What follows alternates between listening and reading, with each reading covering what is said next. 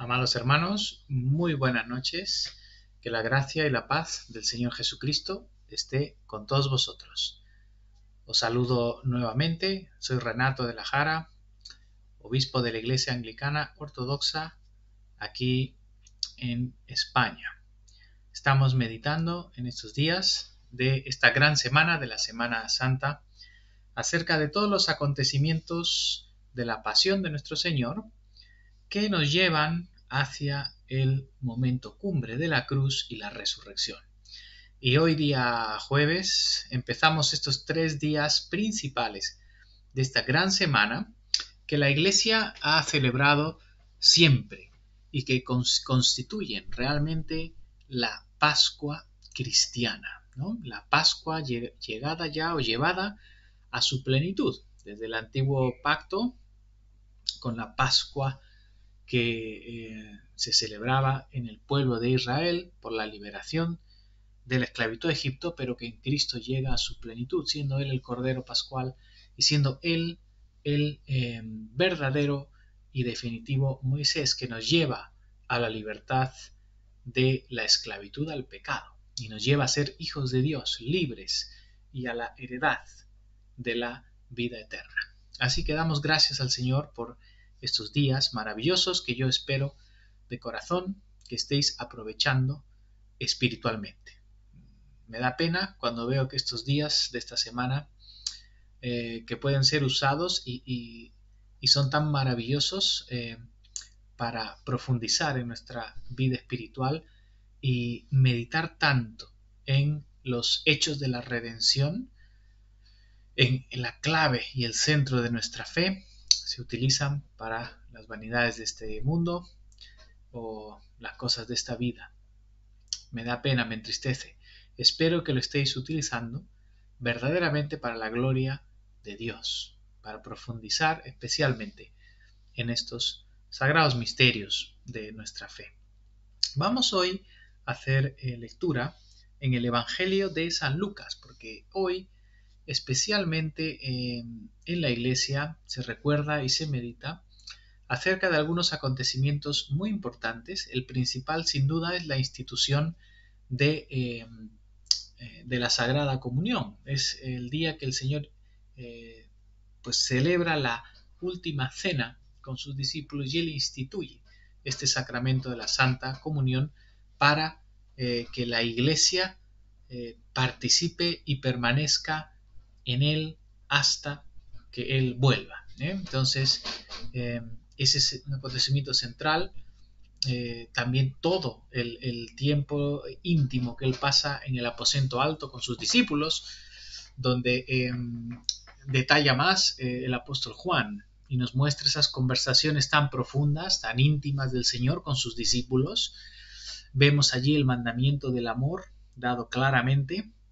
Y por supuesto este acto tan significativo y solemne del lavamiento de los pies, que nuestro Señor, siendo Dios eterno, lava los pies de sus discípulos, mostrando que Él es el Señor y que si Él está dispuesto a lavar nuestros pies y mostrarnos ese servicio y esa misericordia, cuánto más nosotros. Así que de estos eventos importantísimos de hoy, yo quiero centrarme un poco en la institución de la Santa Comunión. Así que vamos a hacer una lectura en el pasaje de Lucas. Lucas capítulo 22. Así que el Señor bendiga su palabra. En el nombre del Padre, del Hijo y del Espíritu Santo. Amén, Señor. Pedimos tu misericordia, tu gracia abundante para nosotros en esta breve lectura y meditación de tu palabra. Te lo pedimos, Señor, por amor de Jesucristo, tu Hijo, nuestro Señor. Amén. Llegó el día de los panes sin levadura, en el cual era necesario sacrificar el cordero de la Pascua. Y Jesús envió a Pedro y a Juan, diciendo: Id, preparadnos la Pascua, para que la comamos. Ellos le dijeron: ¿Dónde quieres que la preparemos? Él les dijo: He aquí, al entrar en la ciudad os saldrá al encuentro un hombre que lleva un cántaro de agua. Seguidle hasta la casa donde entrare. Y decid al padre de familia de esa casa: el maestro te dice: ¿dónde está el aposento donde he de comer la Pascua con mis discípulos? Entonces él os mostrará un gran aposento alto, ya dispuesto, preparad allí. Fueron pues y hallaron como les había dicho, y prepararon la Pascua.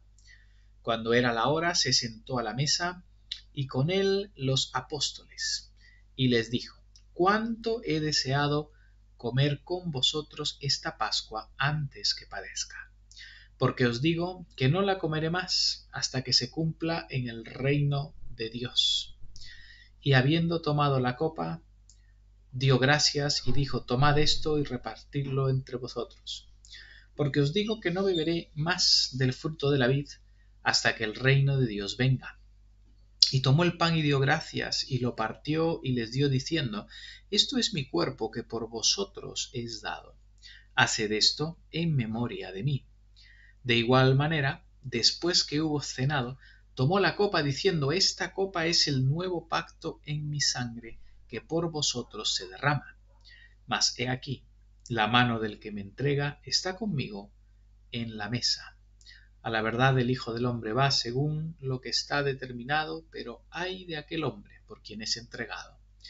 Entonces ellos comenzaron a discutir entre sí quién de ellos sería el que había de hacer esto.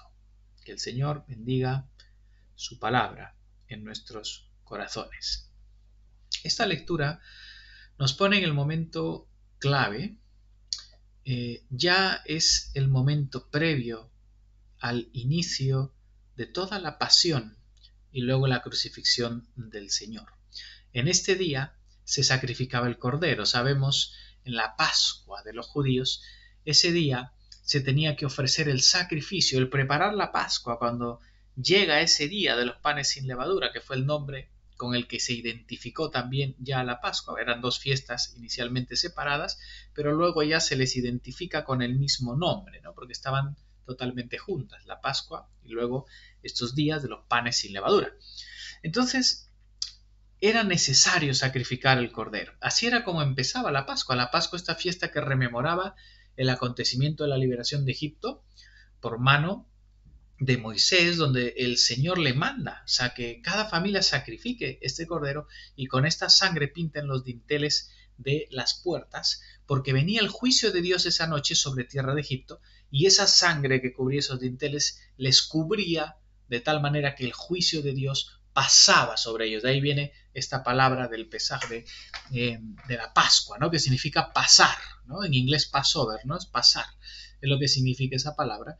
Y ellos eran libres de ese juicio de Dios, y el poder de Dios venía para juzgar a los egipcios y poder liberarles de la esclavitud. Pero no solamente era esto la Pascua no solamente era el sacrificio del cordero y la sangre que cubría los dinteles, sino que ese cordero no solamente se sacrificaba, sino que ese cordero se tenía que comer. Ese cordero que era la víctima del sacrificio, no solamente no era un sacrificio del tipo holocausto que se quemaba totalmente, sino que era un sacrificio de comunión. Era un tipo específico de los sacrificios del Antiguo Testamento. Y este sacrificio de comunión era el sacrificio del que también participaban, es decir, comían, tenían parte, no solo los sacerdotes, sino también el que ofrecía el sacrificio. Y ese tipo de sacrificio es el que estamos viendo aquí en la Pascua. Entonces había una comida sacrificial, una comida ceremonial que era la comida de la Pascua. Ese cordero se sacrificaba y se preparaba, se asaba y luego se comía ese cordero. Y todo esto pues nos trae el simbolismo de Cristo como nuestra Pascua. Entonces el Señor envía a Pedro y a Juan y les dice: preparad la Pascua para que la comamos. Es decir, tenían que sacrificar el cordero en el templo. Obviamente en Jerusalén se sacrificaba allí, se llevaba al templo, los sacerdotes realizaban el sacrificio y ese animal sacrificado, siendo ya preparado, se traía para participar de esa cena pascual, en la cual estamos, esa idea de ese banquete con el Señor, es decir, una parte ofrecida al Señor y la otra parte tenemos comunión con Él y comunión los unos con los otros. Toda esa idea se encierra en la idea de la Pascua ya desde la Pascua judía. Ahora, cuando ellos preparan esta Pascua, ¿no? Preparan esta comida, el Señor les manda a la ciudad y había un hombre que ya sabía, y esto era igual sobrenatural, como pasó en, en la entrada del domingo de las Palmas, ¿no?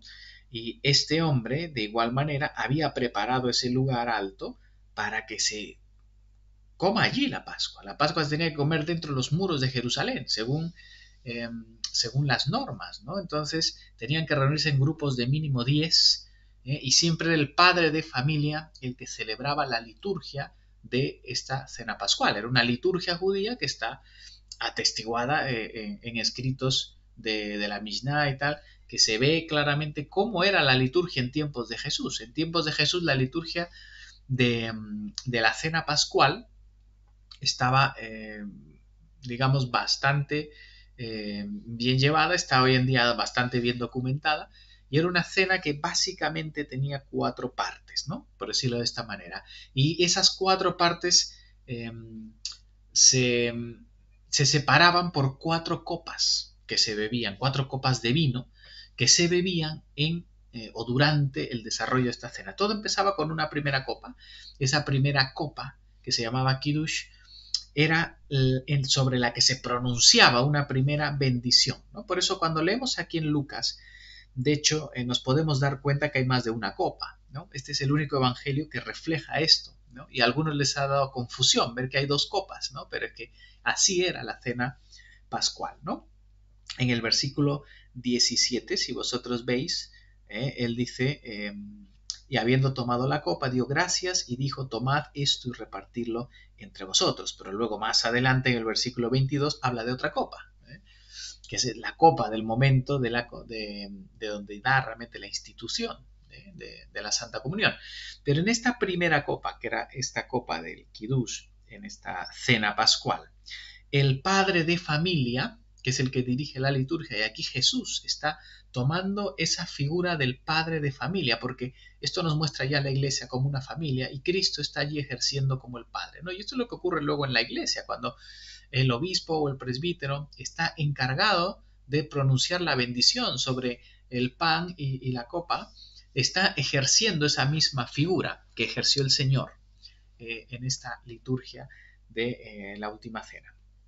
Pues se pronunciaba esta bendición sobre esta primera copa y luego se comían las hierbas amargas y las legumbres amargas, ¿no? Como una salsa que se llamaba el jaroset, que era una salsa que tenía frutos secos, pasas, manzanas, almendras y vinagre, y ahí es donde se mojaba estas hierbas amargas y se participaba de ellas, ¿no?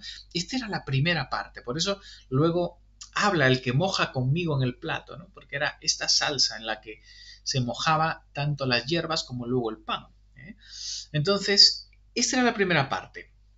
Luego de esta primera parte, con esta primera copa, se entraba la segunda parte. La segunda parte iniciaba la recitación del relato de la Pascua. A esto se llamaba la Hagadá, porque la Hagadá justamente se refiere a eso, ¿no? Es el relato, en este caso, de toda la historia de la Pascua, de la redención. Se leía Éxodo, ¿no? El capítulo 12, donde va explicando toda la liberación de Egipto. Esa lectura la hacía el padre de familia, que estaba con las preguntas que hacían los niños, porque ya en el Antiguo Testamento había dicho sus hijos os preguntarán qué es este rito vuestro. Pues allí venían estas preguntas y se hacía toda esta explicación con las lecturas de lo que era la Pascua y de qué les había liberado el Señor. Esto, cuando terminaba esto, se cantaba un himno que era el Salmo 113, que es el salmo, son los salmos del Jalel, pero este es el pequeño Jalel. Se cantaba ese salmo y luego se preparaba una segunda copa de vino. Esta segunda copa de vino daba inicio a la segunda, estaba en la segunda parte, ¿no? Digamos, de la cena. Entonces, después de haber hecho esta lectura de la Hagadá, se bebía recién esa segunda copa, la copa de Hagadá, se llamaba esa segunda copa de vino. Y esto daba paso a la tercera parte. En la tercera parte es donde ya se participaba de la comida principal.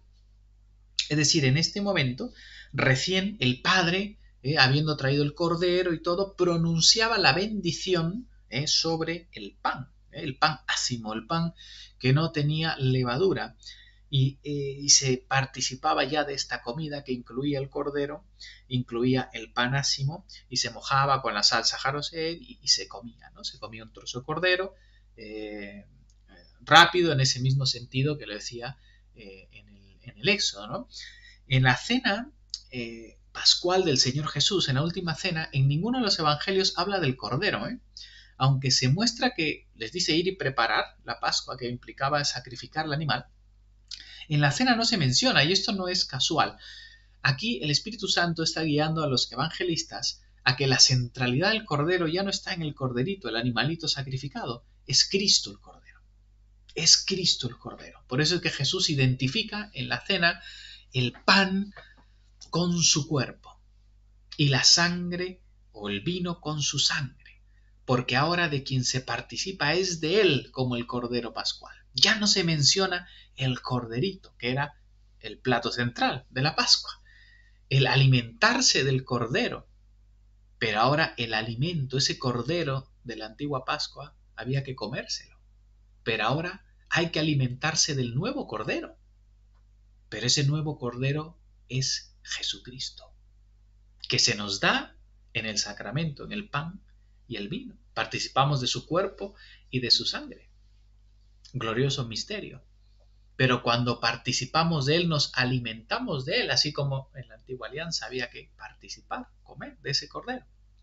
Por eso dice San Pablo en 1 Corintios, la copa de bendición que bendecimos no es la comunión de la sangre de Cristo, y el pan que partimos que comemos, no es la comunión del cuerpo de Cristo, ¿no? Entonces nos está diciendo que hay comunión, koinonía, con el cuerpo y la sangre de Cristo en la copa y en el pan. Entonces, glorioso misterio, pero Cristo, nuestra Pascua, se nos da en este sacramento como este alimento, el cordero. Entonces no aparece el cordero en la lectura porque Cristo está apuntando a sí mismo como el cordero de Dios. Interesante que después de haber comido el cordero y el pan, se pronunciaba la bendición sobre la tercera copa. Y esta era la copa principal, por decirlo de alguna manera, y esta bendición que se pronunciaba sobre esta copa tenía un nombre incluso, ¿no? Era la Birkat Hamazon. Esta oración de bendición a Dios era una oración litúrgica que está registrada incluso de cómo era, y es la oración que ha servido, y esto es un estudio acerca de la liturgia en la Iglesia, es la oración judía que ha servido de base y modelo para las oraciones de la Santa Comunión, las oraciones de la Eucaristía, como se llamó desde muy temprano en la Iglesia, ¿no? Desde la Didaqué ya habla de la palabra Eucaristía, que es la palabra acción de gracias, que es la palabra que aparece aquí en Lucas y en todos los demás evangelios, la palabra Eucaristeo y Eulogeo, que era bendecir, o acción de gracias, eran sinónimos en el lenguaje, en el griego, en esa época entre los judíos, y se utilizaba, se refería a estas bendiciones litúrgicas que los judíos pronunciaban en las comidas, y en especial en esta comida de la Pascua se pronunciaba esta bendición que sirve, como digo, de base, de modelo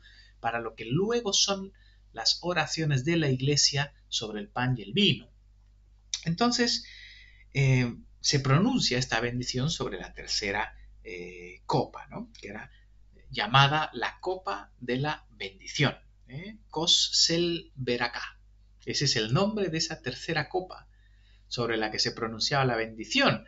Y esto no sé si os suena, pero es el mismo término que utiliza el apóstol Pablo para referirse a la copa que bendecimos en la Santa Comunión. La copa de bendición que bendecimos no es la comunión con la sangre de Cristo. La copa de bendición es un término técnico entre los judíos y San Pablo no lo usa por casualidad. Es realmente esta bendición que se daba sobre esta copa la que sirvió de modelo a la Iglesia, ¿no? Para la celebración cuando Cristo mismo está instituyendo el sacramento de la Eucaristía, de la Santa Comunión.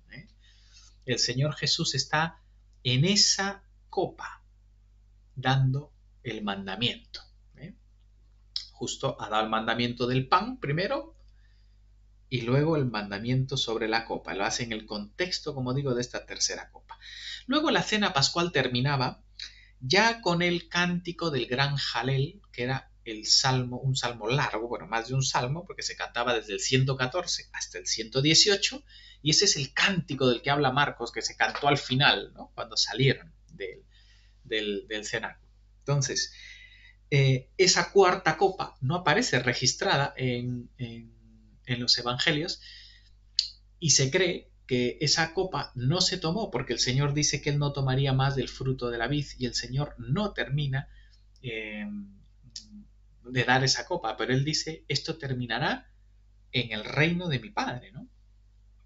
Eso nos muestra en cierta manera, hermanos, que esta cena del Señor ha quedado como abierta en cierta manera hasta su venida en gloria, cuando participemos todos, ¿no?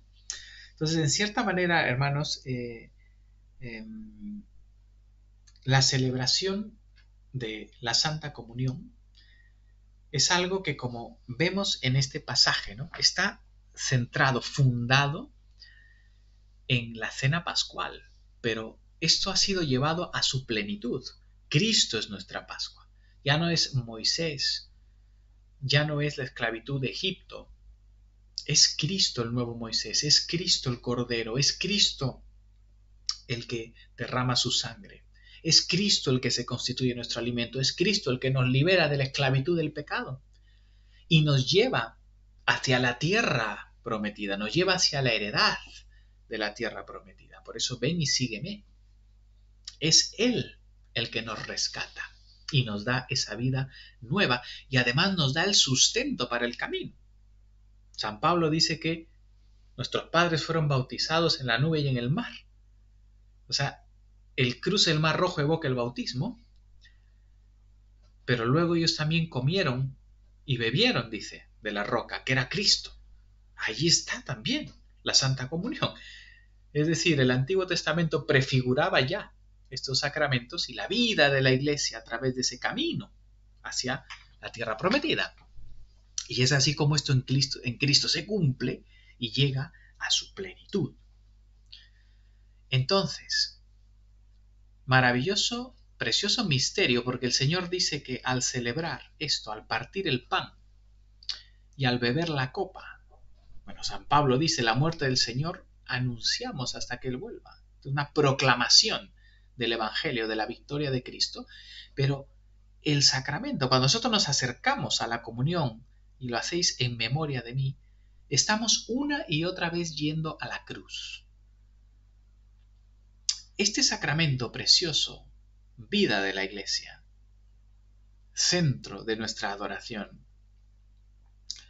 y los sacramentos nunca los separamos de la palabra, por supuesto, ni de la fe, pero nos lleva una y otra vez al Evangelio, al corazón de nuestra fe, nos lleva a la cruz, al altar de la cruz, donde Jesús fue sacrificado, su sacrificio hecho una vez y para siempre.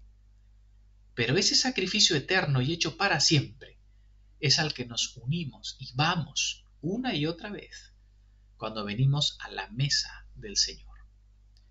Y precioso misterio porque el Señor además se nos da allí y se constituye nuestro alimento de la nueva creación.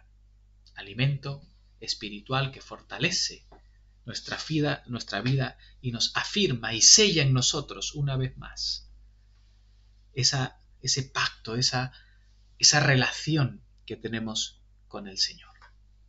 Así que damos gracias a nuestro Dios porque en su misericordia nos ha dado tantas cosas preciosas y nos ha dejado para la vida de la Iglesia, a través de la palabra y a través de los sacramentos, a Cristo mismo como la esencia de nuestra vida.